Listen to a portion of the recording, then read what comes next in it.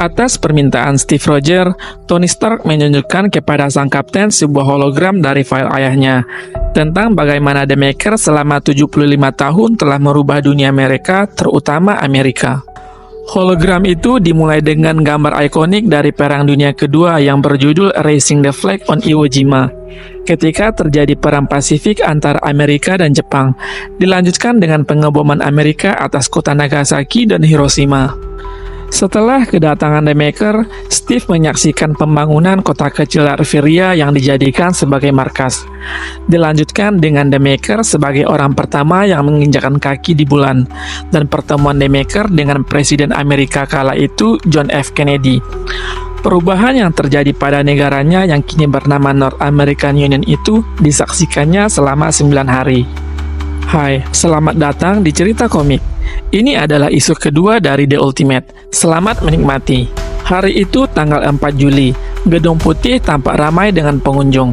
Beberapa agen hand sedang berjaga di sekeliling gedung. Tiba-tiba terjadi kegaduhan yang membuat para pengunjung berlari ketakutan. Pengacau itu adalah The Ultimates. Kedatangan mereka ke Gedung Putih bertujuan untuk menyelamatkan Amerika. Giant Man dengan tubuh raksasanya menghancurkan bagian depan gedung itu, memberi keleluasaan pada anggota The Ultimates lainnya untuk masuk ke dalam gedung. Ia bersama istrinya The Wasp menghadapi agen hand yang berusaha untuk menghentikan mereka, sementara Iron Lad dan Captain America menuju ruang oval, di mana di ruang tersebut sang pemilik Gedung Putih berada. Pemilik Gedung Putih itu bernama Midas. Dengan memakai armor original Iron Man milik Howard Stark, ia menyambut mereka. Iron Lad sangat tidak senang melihat Midas yang memakai armor ayahnya. Midas menjelaskan setelah pengkhianatan Howard terhadap The Maker, ia dan Osborn mengambil alih beberapa aset milik Howard Stark. Salah satunya adalah armor tersebut. Midas juga menjelaskan kepada mereka bagaimana ia mendapatkan Gedung Putih sebagai imbalan dari The Maker atas pembunuhan Presiden John F. Kennedy pada saat itu. Midas lalu menawarkan kesepakatan agar para Ultimates menghentikan perlawanan mereka terhadap The Maker dan kroni-kroninya. Kapten Amerika dengan tegas menolak dan berkata tak ada kesepakatan, kami di sini untuk menyelamatkan Amerika. Mendengar hal tersebut, Midas mencemooh sang kapten, menganggap pandangannya terlalu sempit, dan mengatakan bahwa Amerika hanyalah dibangun atas dasar tujuan kekayaan. Sang kapten pun lalu mengajukan kesepakatannya dan berkata, kami tahu apa yang kau lakukan di ruangan bawah tanahmu, dan kami akan menghentikannya. Mendengar hal tersebut, Midas pun akhirnya paham tentang tujuan The Ultimate sebenarnya. Ia lalu menyerang Kapten Amerika dan Iron Lad dengan repulsor beam dari tangannya. Sang kapten pun memberi komando kepada Iron Lad untuk bersiap sementara ia menahan serangan Midas. Iron Lad lalu menggunakan seluruh energi di armornya dan menembakkan laser dari dadanya sehingga menghancurkan lantai Gedung Putih itu, menyebabkan mereka semua yang ada di situ terjatuh ke lantai dasar, di mana tampak seorang perempuan yang terpaut pada sebuah alat yang terus-terusan menyerap energi kosmik dari perempuan tersebut. Midas menjelaskan perempuan itu berasal dari masa depan karena diusir secara paksa atau pelarian yang gagal. Ia hanya bisa menerka karena perempuan tersebut tidak pernah bicara. Midas mengeksploitasi perempuan itu sepenuhnya.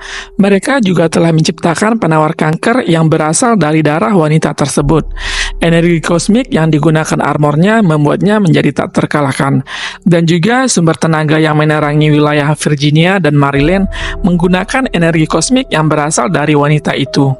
Sang kapten tampak kewalahan menghadapi Midas sendirian, karena The Wasp dan Giant Man tak sadarkan diri setelah ambruknya lantai gedung itu. Iron Lad sendiri sedang dalam mode hemat daya, setelah menggunakan seluruh energinya untuk menghancurkan lantai gedung tersebut. Sang kapten yang babak belur dihajar Midas tanpa pernah menyerah terus bangun dan berkata tentang menyelamatkan Amerika.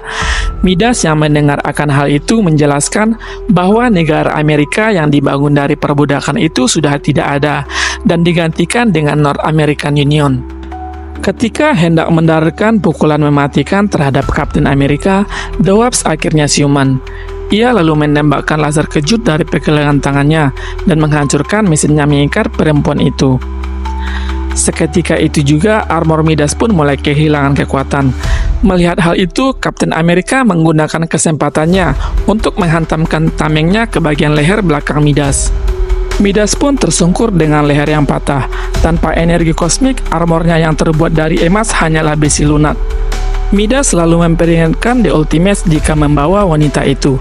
Pasokan listrik akan gagal, di mana bandara, lalu lintas, dan rumah-rumah sakit akan berhenti beroperasi dan dapat menyebabkan ribuan korban jiwa. The Ultimates menghiraukan peringatan tersebut, sementara Kapten Amerika membawa perempuan itu dari reruntuhan Gedung Putih. Sang kapten bertanya apakah ia masih ingat dengan namanya. Gadis itu lalu menjawab, namanya adalah Amerika.